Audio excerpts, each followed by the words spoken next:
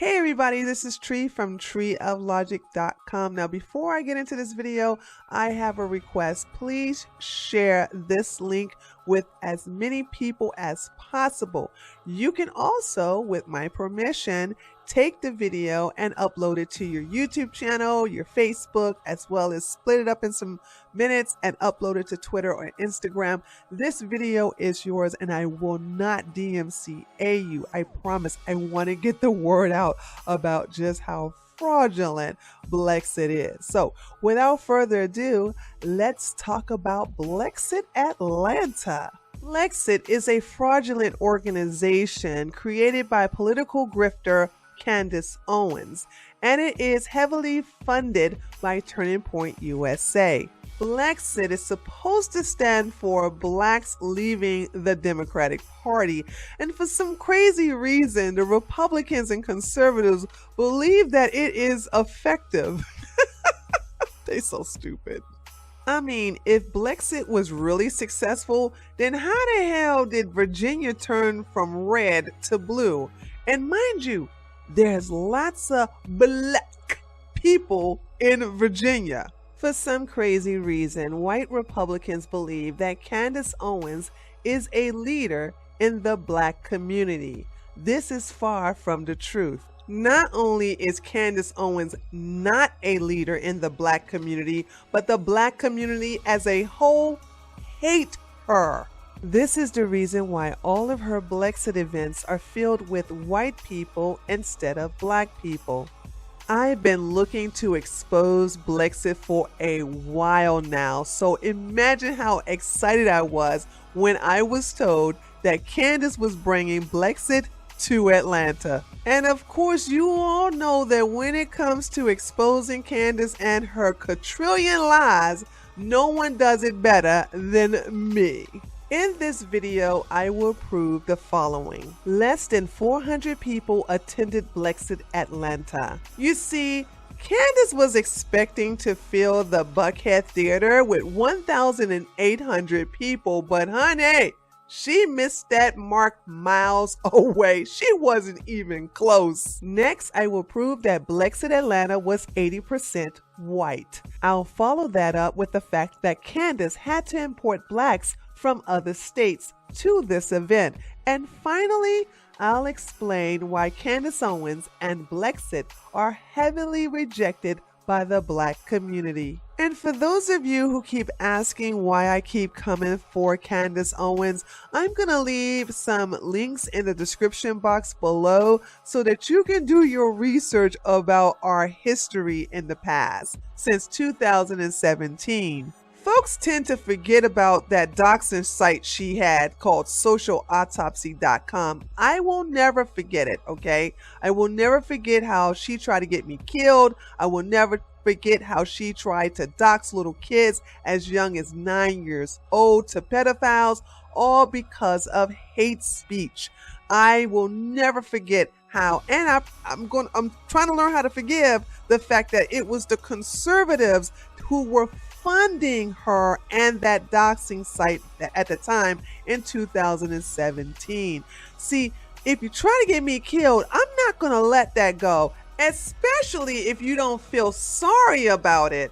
I'll also provide a link to one of her past videos where she was defending her decision of doxing kids to pedophiles in order to teach them not to practice hate speech on the internet.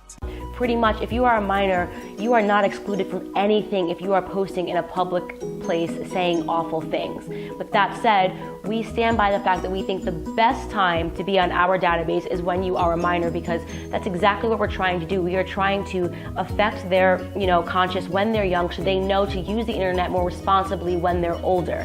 And for those of you spreading lies about Candace apologizing for trying to dox people for hate speech, including little children, here is a tweet where she not only refused to apologize, but bragged about the website bringing her the fame she has now. Candace Owens is a piece of shit, and so is everybody who supports her.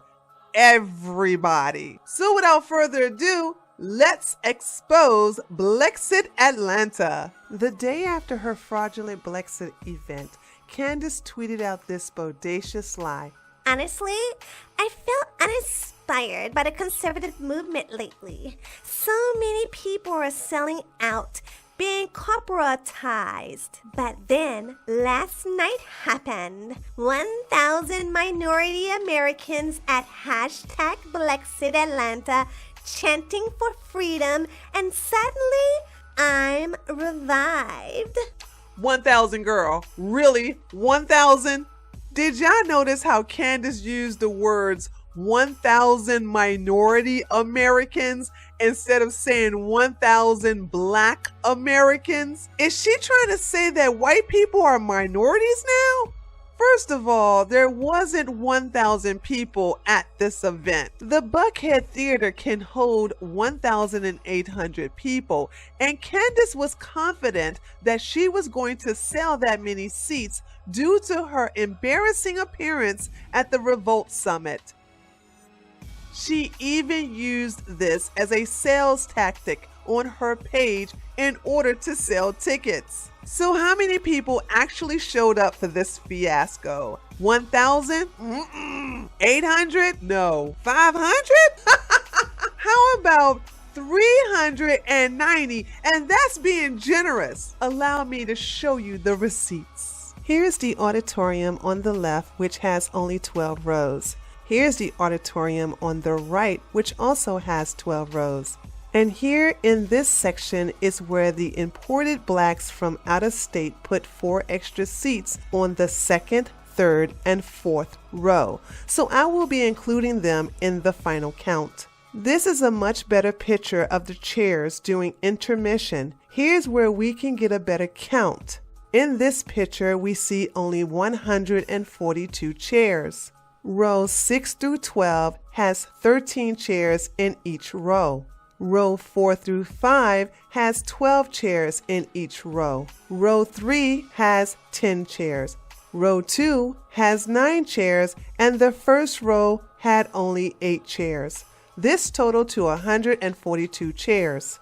Here in this picture of the other side, the seats are even and fewer in numbers. On this side, there are only 129 chairs. Row 12 has only 9 chairs. Row 6 through 11 has 11 chairs each row. Row 5 has only 10 chairs. Row 2 through 4 has 12 chairs, and the first row has only 8 chairs. This totaled to 129 chairs. So when you add 142 seats from the left to the 129 seats from the right, we get 271. This means that only 271 people were seated on the main floor. Now, let's go to the section under the balcony. To our left, you see 7 rows of 9 chairs, which totals to 63 seats. To our right, you will only see 3 rows of 12 chairs, which totals to 36 seats. Please know that most of these chairs were empty because they were stationed behind the production crew. And finally, the balcony maxed out at about 20 people. It was pretty empty up there. In this picture, you see only 19 people, not including my cameraman. However, after the intermission, people who were sitting under the balcony came up to sit in the balcony for a better view. So let's add all this up. The left side had 142 seats. The right side had 129 seats. Under the right side of the balcony was 63 seats. Under the left side of the balcony was only 36 seats, which were mostly empty, but I'll be charitable and give Candace all those seats anyway, because she's really that desperate. And finally, the balcony, which had about 20 people. So let's do the math. 142 plus 129 plus 63 plus 36 plus 20 equals 390. Candace blatantly lied about 1,000 American minorities being at BLEXIT when only 390 people were actually there. Now, please keep in mind, I'm being very generous by saying 390 people. Remember, those seats behind the production crew were basically empty. They were very bad places to sit because you really couldn't see the stage, okay? That's why a lot of people who were sitting underneath the balcony eventually went to the balcony after intermission. So basically, if I really want to be truthful, I would say it was anywhere from 355 to 365 people there, give or take. But it definitely wasn't 390. That's just me giving her a bone. Next, time to prove that BLEXIT was 80% white. When you look at the promo video from Candace, it seems that the entire crowd was wall-to-wall black folks. Of course, this was not the case. Let me show you what she did. The doors to the Buckhead Theater would open at 3 p.m.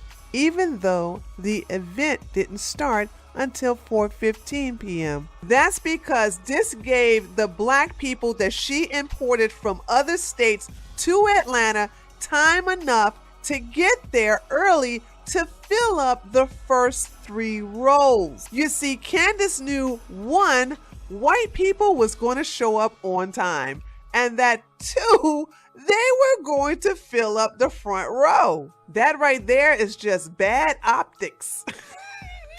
So when the chartered buses arrived, you know what I'm saying, Candace made sure that all those black people would fill up the first 2 or 3 rows. But she also made sure to have the ushers put more black people on the right-hand side of the auditorium than the left-hand side. And she gave specific instructions for all the black people she paid to come to Atlanta from other states to wear these ugly-ass BLEXIT t-shirts. So when the white people eventually showed up, the ushers, oh my God, you're gonna love this. The ushers would put the white people in the middle and then found them all the way to the back of the theater. Yes, hunty, you know we are in reverse world where we start putting white people in the back of the theater. Ooh, this is some delicious tea. Here's some pictures of all the white people crammed in the back of the theater. By the way, these pictures were taken from Candace's live stream of the event. The video is located on her Facebook page. When King Face came on the stage, I was looking at my taters and I said, damn, we need to get some footage of the people looking at the camera. As soon as I said that, King Face pulled out his phone and he did this.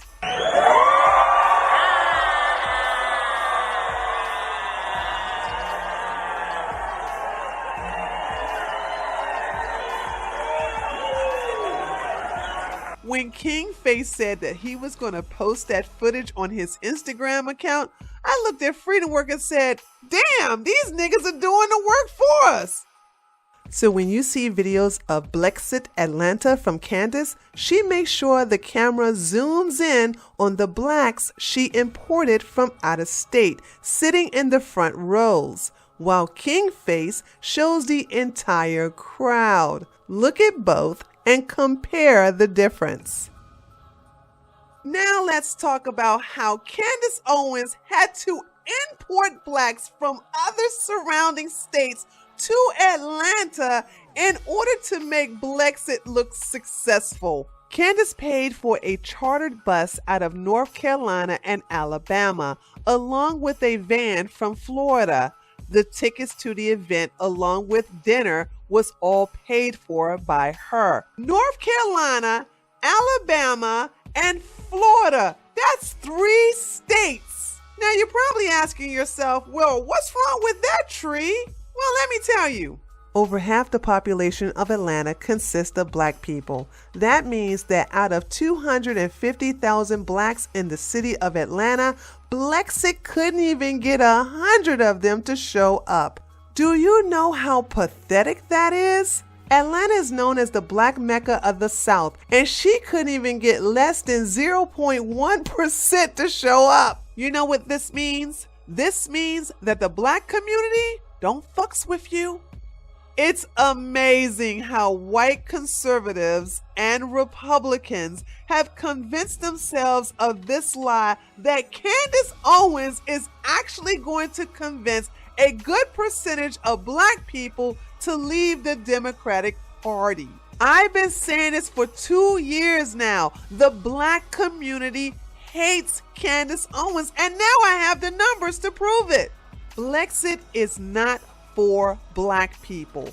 BLEXIT is for Candace Owens white fans. This is BLEXIT, not this. And finally, I'm going to talk about why Candace Owens and BLEXIT are heavily rejected by the black community. Candace Owens and her racist white followers take pride in talking down to black people, calling them mindless slaves and shaming them for being liberals. Candace Owens talks at black people and not to black people. Hence why she has never spoken at a historical black college or university, and this is also the reason why she only has BLEXIT events in white areas.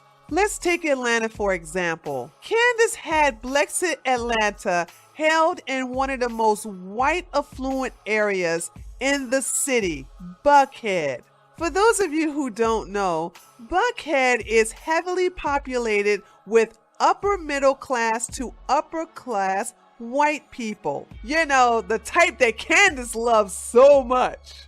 If Candace really cared about black people and she wanted BLEXIT to represent them, she would make an effort to hold them in black areas. When it comes to Atlanta, there's lots to choose from. Let's start with the historical black colleges and universities that are less than 20 minutes south of Buckhead. Clark Atlanta University, Spelman College, and Morehouse College. How about the various urban cities that are within the Atlanta metropolitan area, like the West End, East Point, College Park, the Slots, Cascade, Decatur. I could go on and on and on and on. There are endless black cities that Candace Owens could have brought BLEXIT to, but she didn't.